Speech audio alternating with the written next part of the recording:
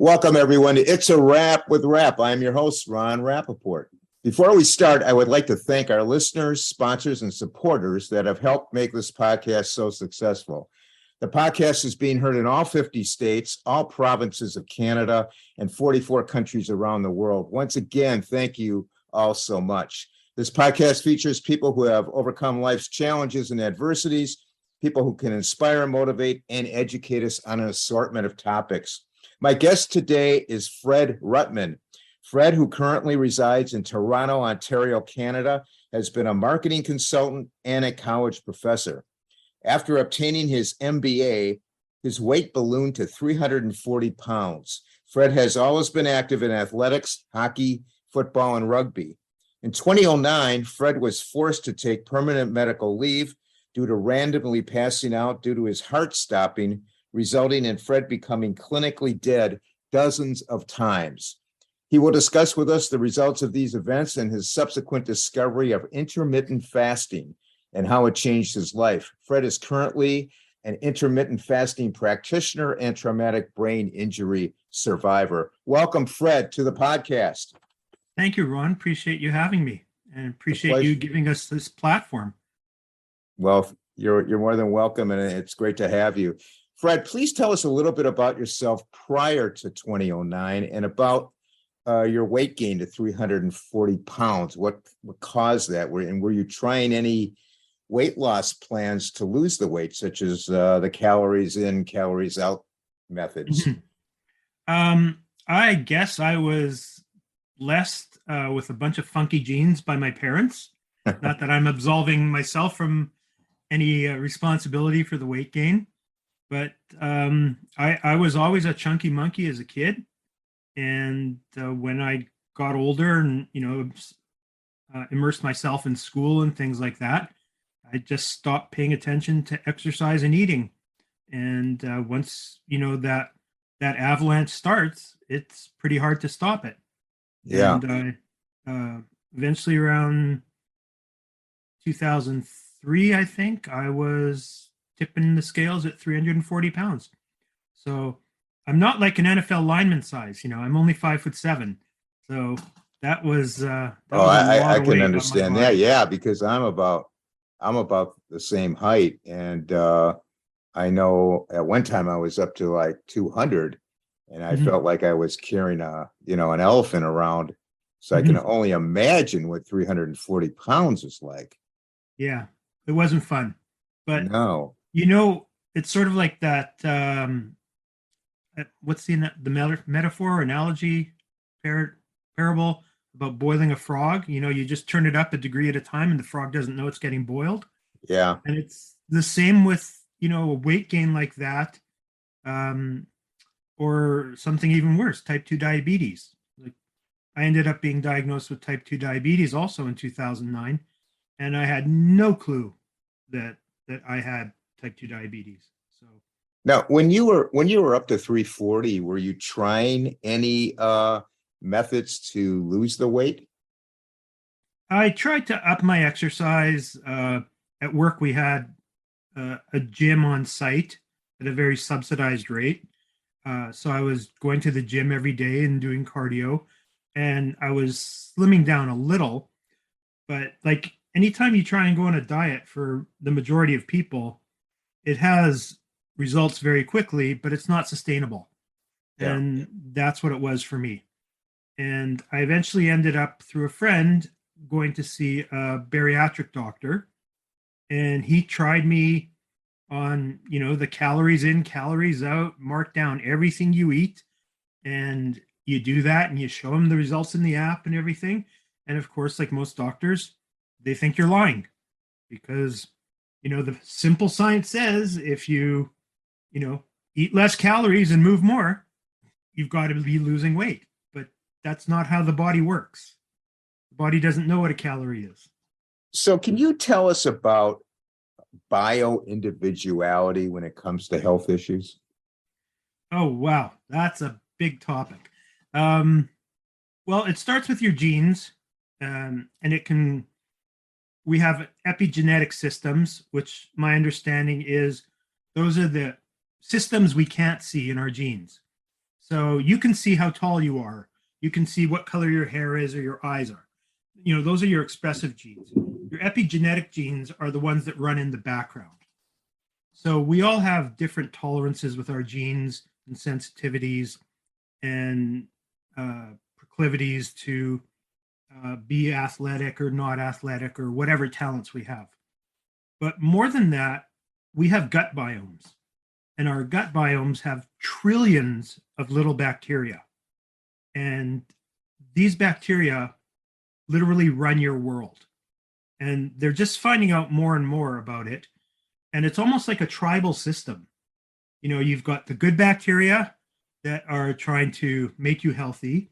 Right. And there's the bad bacteria, which are trying to defeat the good bacteria. And they send messages up the vagus nerve to your brain to tell you to do things and initiate cravings. And I'm trying to remember this doctor's name. He's an Israeli, Iran Elianov, perhaps. He's one of the foremost gut biologists in the world. And he says when you regain weight after a diet, when you do that rebound, Yeah. because of signals sent from your gut biome. And it wants to be in a better position to defeat the good bacteria. So it stacks the deck in its favor. It makes you put on those extra pounds. So it's not a willpower thing for most people. It's figuring out how to get your body running properly. So And talking about that gut bacteria, are you a proponent of probiotics? I don't know enough about it, but what I've read from Dr. Gabe Merkin. Some of your audience might know him. He used to have a national radio show. He says most of the probiotics we get off the shelf Yeah. are effective in a short term, or the prebiotics and probiotics. They don't seem to have any staying power, according to the research he's read.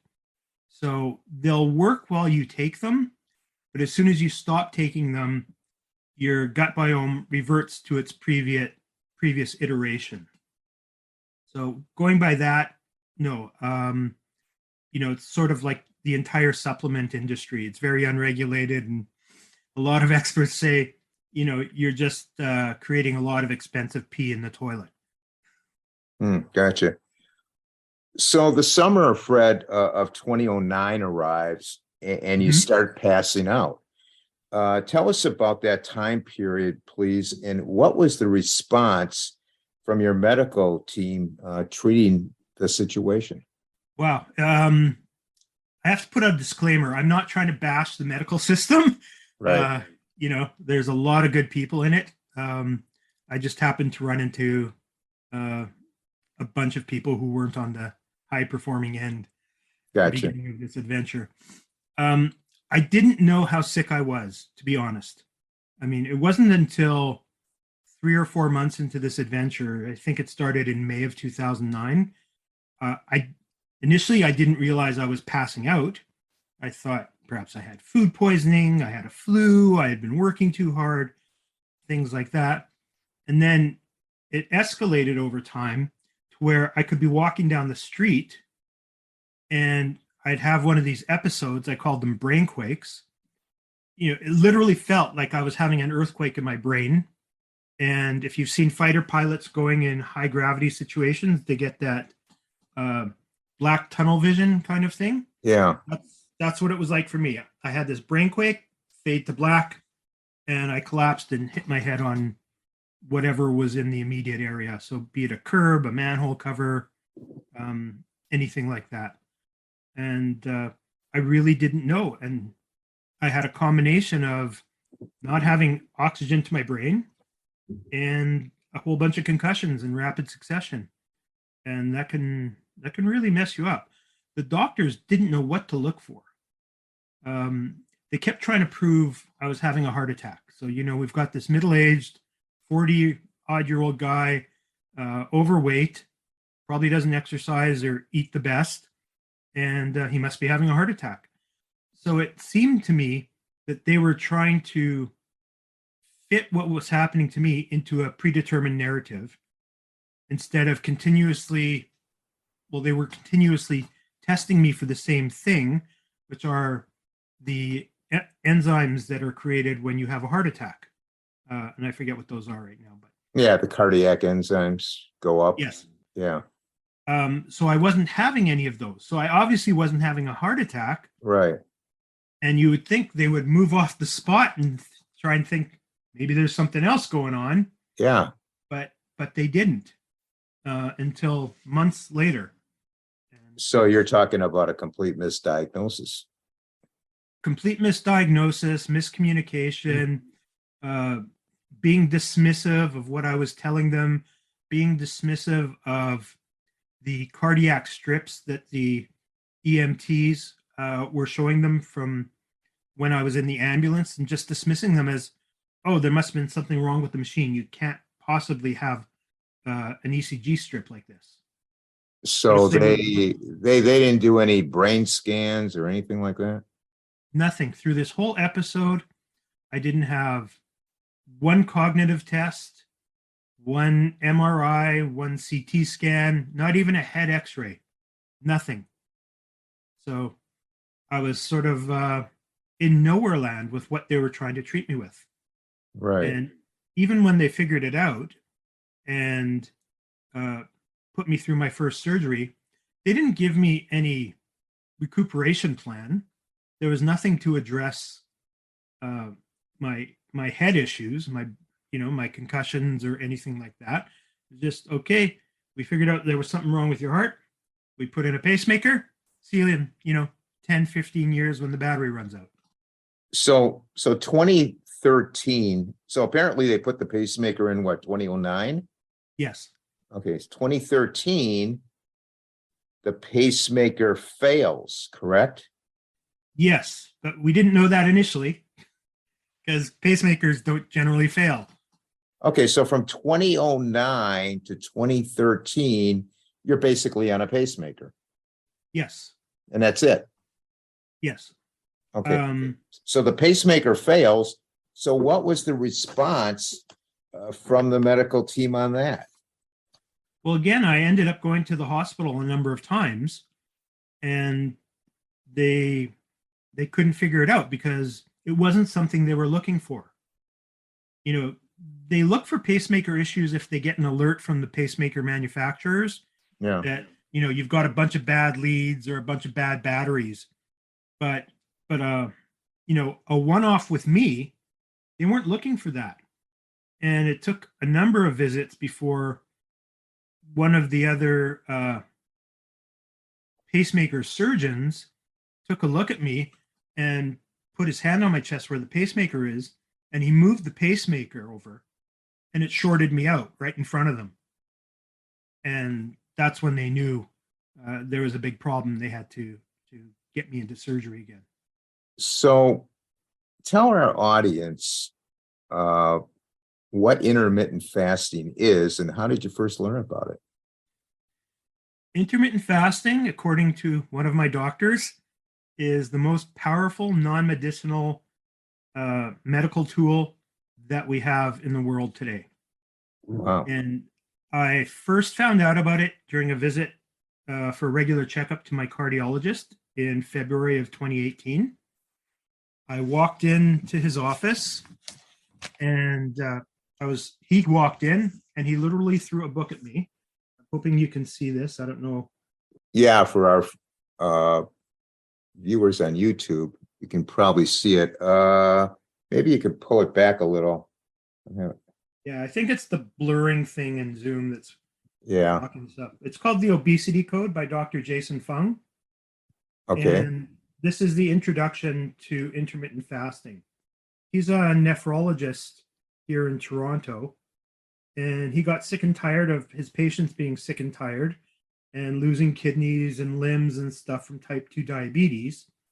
And he did his homework and he realized that type 2 diabetes. Let me take a moment to tell you about our podcast supporter, sponsor, and guest, Laurie Singer, an award-winning licensed marriage family therapist, board-certified in applied behavioral analysis. Laurie has written her book entitled You're Not Crazy, Living with Anxiety, Obsessions, and Fetishes.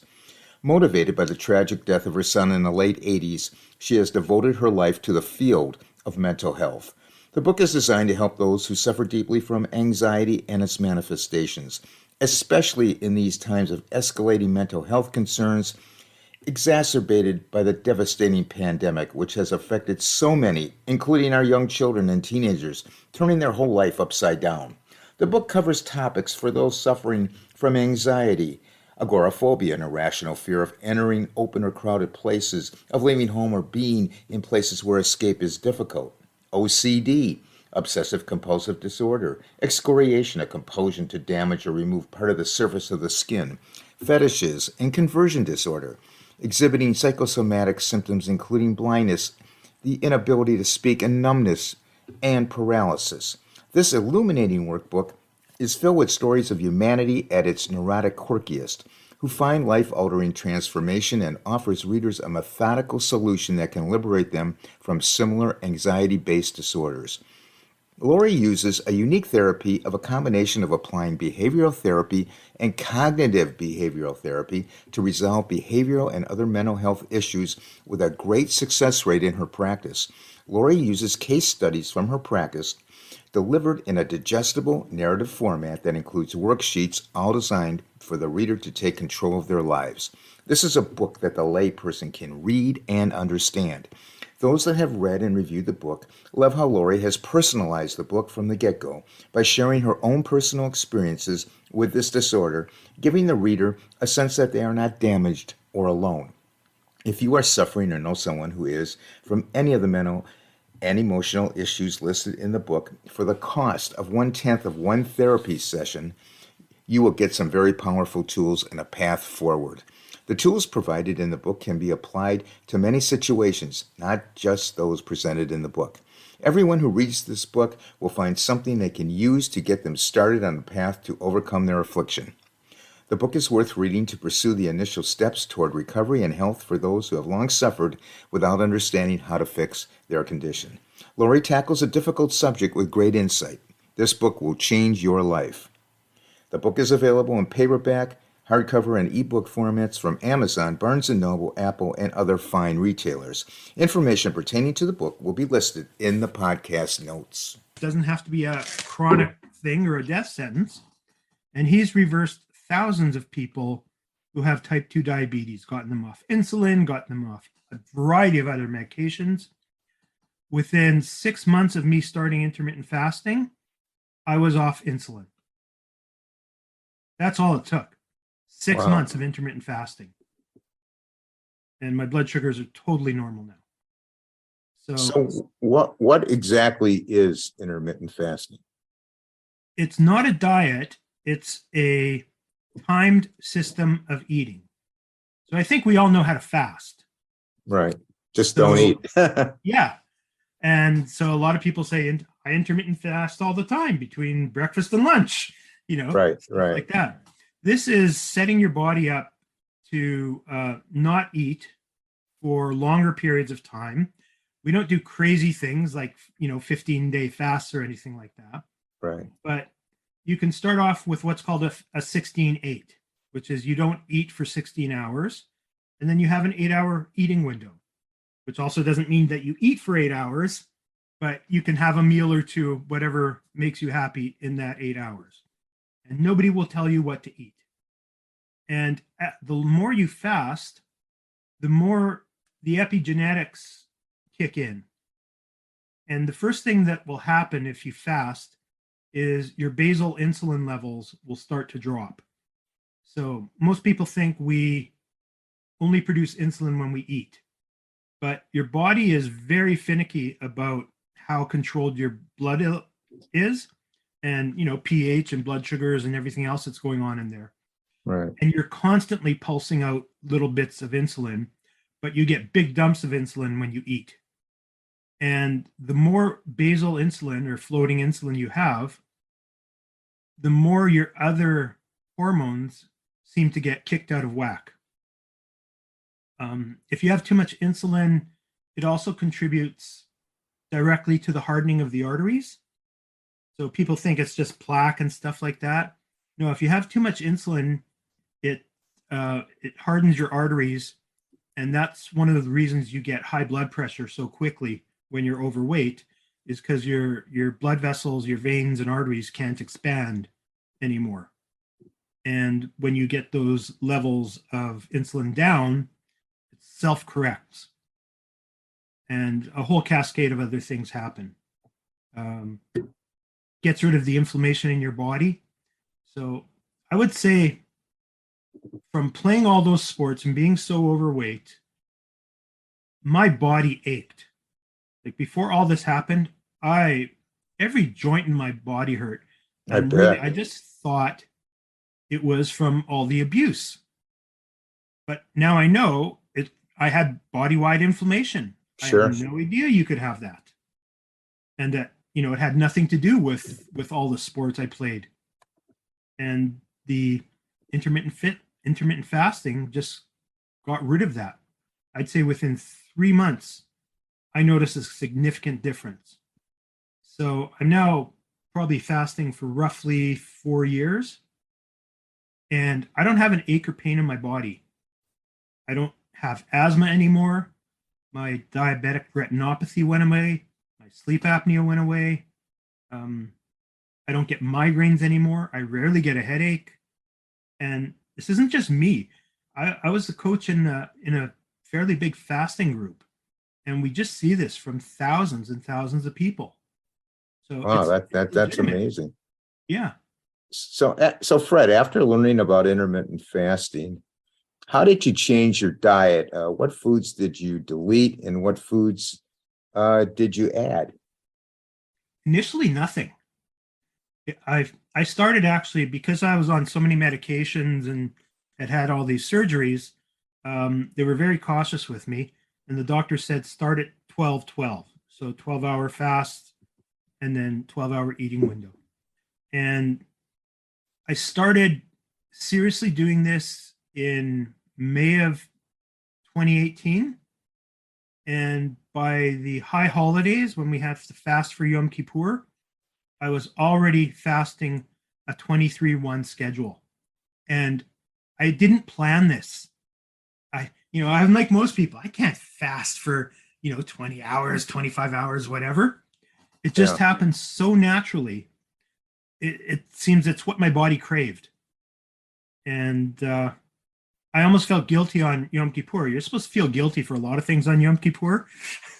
Right. But I felt guilty that the fast was so easy for me compared to everybody else because I had been intermittent fasting. Right. So when you say you did a 23-1, were you doing you weren't doing the 23-1 every day, were you? Pretty much. Yeah. Really? Yeah. So you were only eating 1 hour out of the day? Yeah. One meal, whatever that meal is. I mean, when you were as fat as I was, you've literally got hundreds of thousands of calories for your body to burn. Yeah. So your body flips over to a system of using ketones for fuel instead of carbs. Right. And it makes your brain very happy. It gets rid of a lot of your brain fog. You can just think so much more clearly. You're happier. Your serotonin levels go up. I mean, it's just seems like it's too miraculous to be real, but I see it over and over again. I see it with people that I've coached and talked to. It's just a really great tool. Now, Are you still, as we speak, on a 23-1 schedule?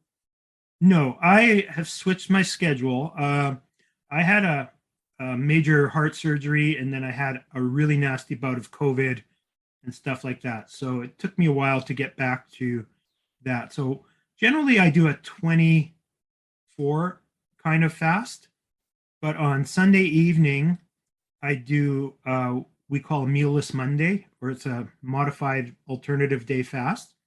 So I'll fast from Sunday evening till Tuesday mid-afternoon. Wow. So anywhere between 38 and 40, 42 hours. So I should add, when I say fast, it's not a dry fast. It's, we're drinking water, black coffee, black tea, no flavorings, no sweeteners. So Jen Stevens, who's my fasting guru, and And here's another book you probably can't see. Oh, maybe. Jen Stevens. Yeah, I see it. Fast, Feast, Repeat. Fast, Feast, Repeat. Jen Stevens. Okay. Yeah. This is my fasting Bible. And I've learned the most about fasting from her. And Dr. Fung's book is very sciencey.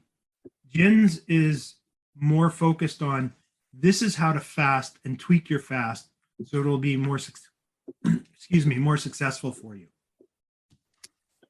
So I guess that leads into my next question. Does one have to be super restrictive about the foods you eat? And the answer obviously is no. No. As you fast for longer periods of time, and I mean, over the months as opposed to longer fasts, you'll find that as your gut microbiome changes and all your hormones readjust and reset, you'll find yourself craving different foods, and you will find that food tastes differently. So things you used to really enjoy, you might not enjoy them anymore. Wow. And that's sort of am I allowed to swear? Yeah.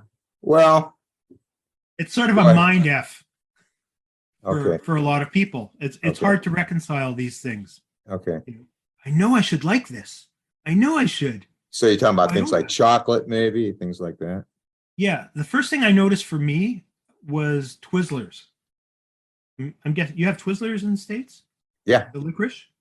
Yeah. So that's the first thing. I was eating some and I was like, this just tastes like chewy wax.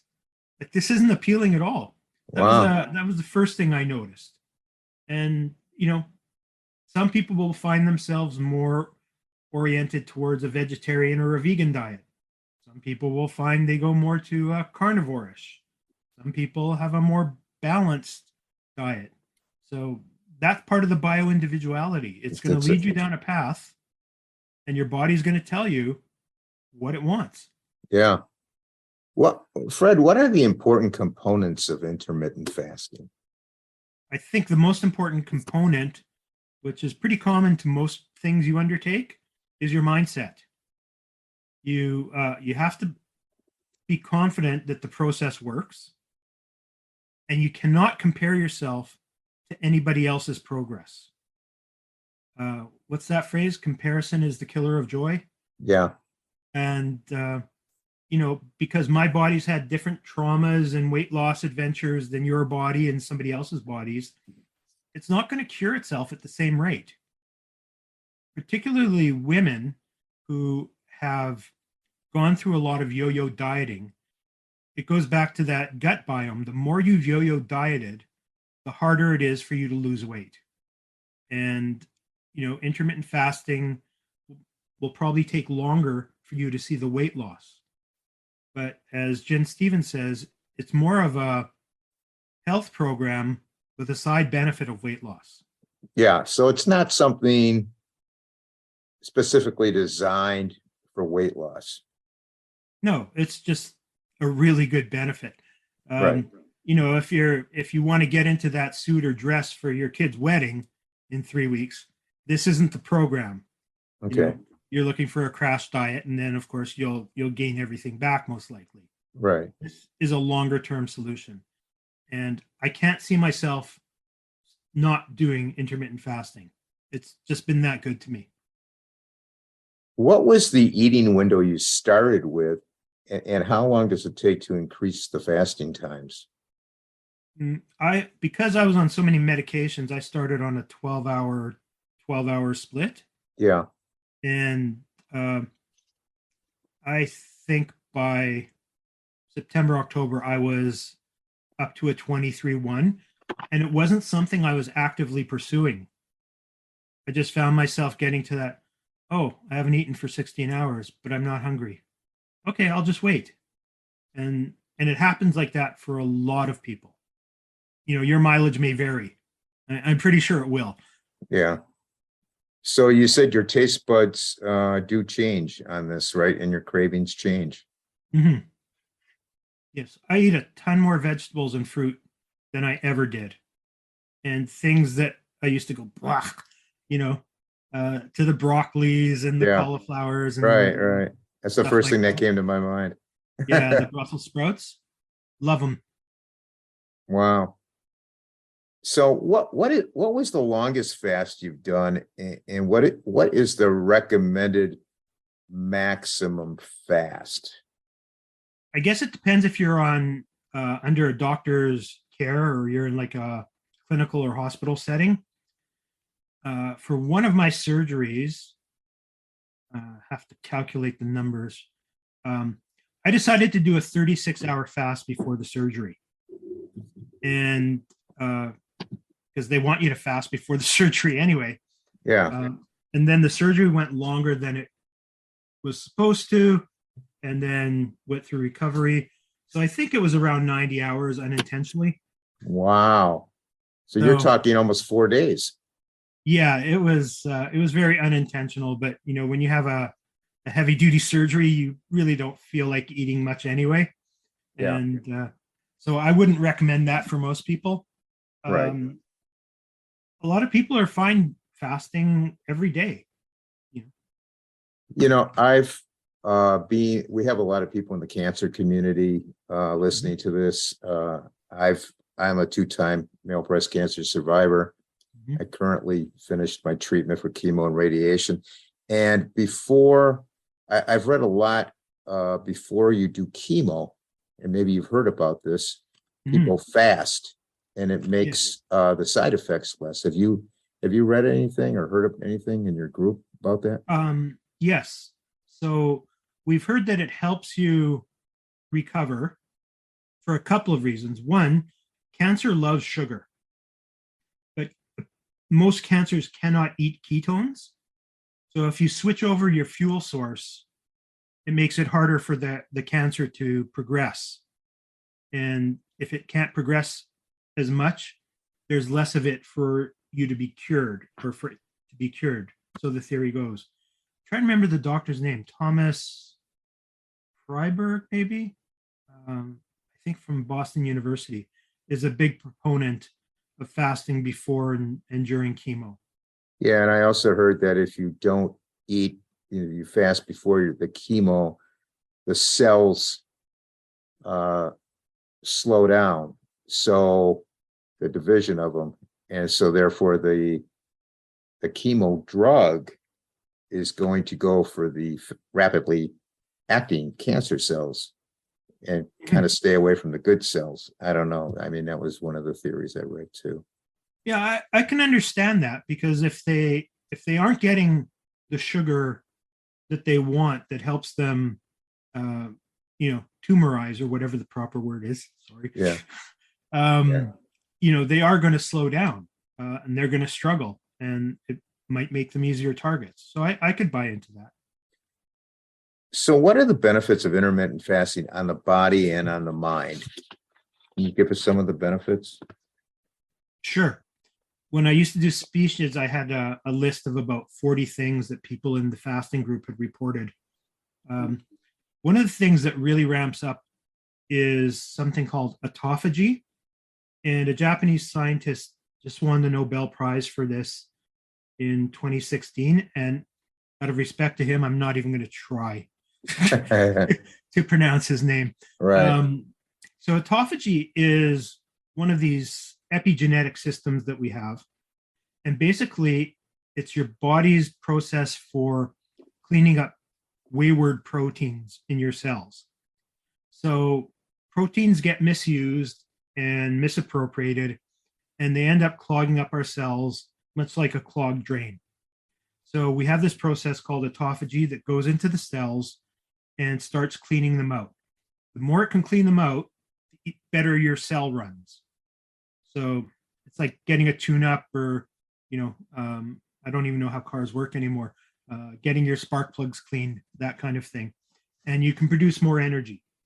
The longer you go into a fast, up until about 40 hours, the more powerful the process of autophagy is, and the more it cleans out your cells and helps you. So it finds any sort of protein. So people report that all sorts of scars have disappeared, scars they've had for decades. Wow. Women have reported that their cesarean scars have disappeared. Stretch marks have disappeared. I know the scarring I've got on my legs and my chest from my heart surgeries is drastically cleaner than people that have had similar surgeries around the time I did. That's the first thing that ramps up. The other thing that ramps up for many people is growth hormone. And this is particularly important for women because growth hormone is the major driver of bone density. And we know women are prone to osteoporosis as they age, and this helps fend off the osteoporosis. So many, many benefits. Mm-hmm. Absolutely. I have some rapid fire questions about intermittent fasting for you.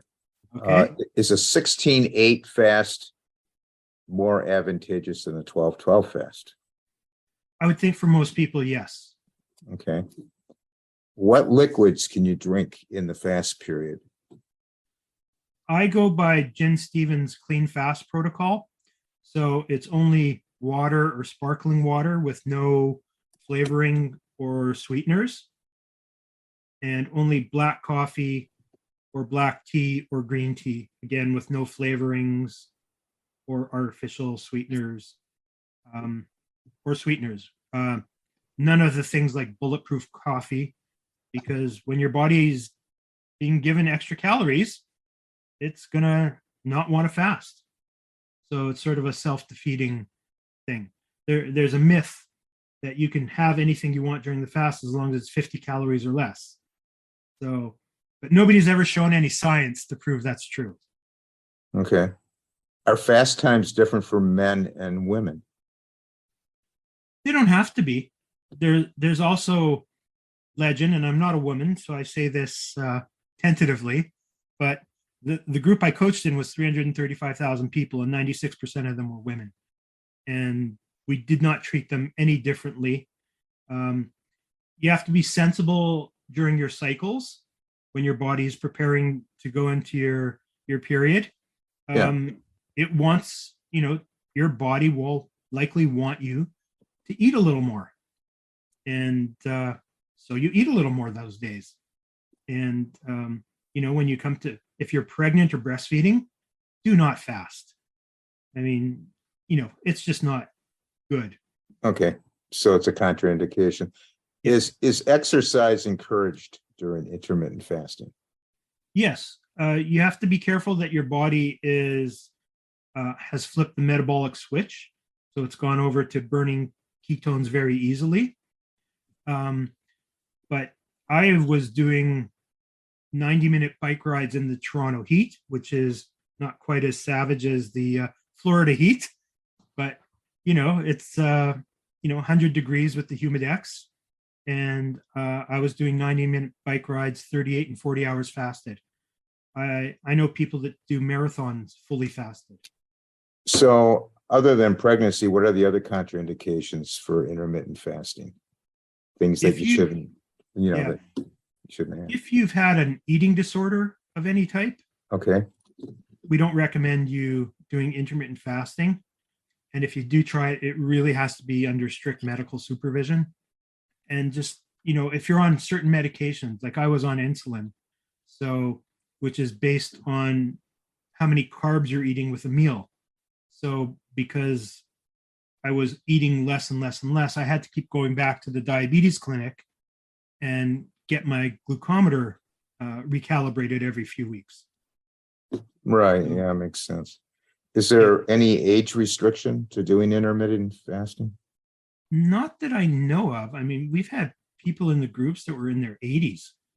There's like, I haven't been able to lose 30 pounds since I was, stuff like that. So it's really wonderful to hear people feel like they've got a new lease on life, and, they can get on the floor and play with the grandkids and things like that. Right. They can fit in an airplane seat. Yeah. That was a big one for me. Here's my feet used to swell up on the plane, even flying back to my hometown of Winnipeg, which is only a 2.5-hour flight. I'd get back to Winnipeg and I'd have to take off my shoes because my feet were so swollen. And it would take 2 or 3 days for the swelling to go away. And Wow. now that doesn't happen anymore. What books on the subject do you recommend our audience to read? And they might be the two you showed us. If we could go over that one more time. Mhm. Well, The Obesity Code by Dr. Jason Fung is the classic. Okay. And that's more of a science. He's got another few books and a lot of videos on the internet. So you can just do a search for Dr. Jason Fung and find all sorts of things. Okay. So that's Jason, F like in Frank, UNG, correct? Yes. Okay. So anything by Jen Stevens. Jen has two podcasts. One she's not affiliated with anymore, but they did about 250 or 300 episodes with her on it, called the Intermittent Fasting Podcast. Really creative title, but it worked for them. So again, they take questions from the audience and discuss, people having this issue, that issue. Can I do this? Can I do that? All sorts of things. So it's very informative. And she's also got the podcast Intermittent Fasting Stories. And it's people telling their intermittent fasting journey. Okay. There was one episode in particular that was just like over the top amazing. I think it was number 17. Jen is GIN and Stevens is STEPHENS. Correct. Correct. Okay, Yes. good. All right. We talked Episode about number 17 was mine. Pardon?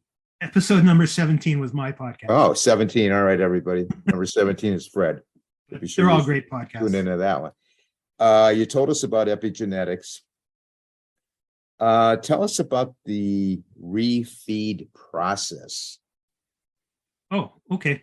That's generally something that you do for a longer fast. So when I do one of these 38, 40, 42 hours,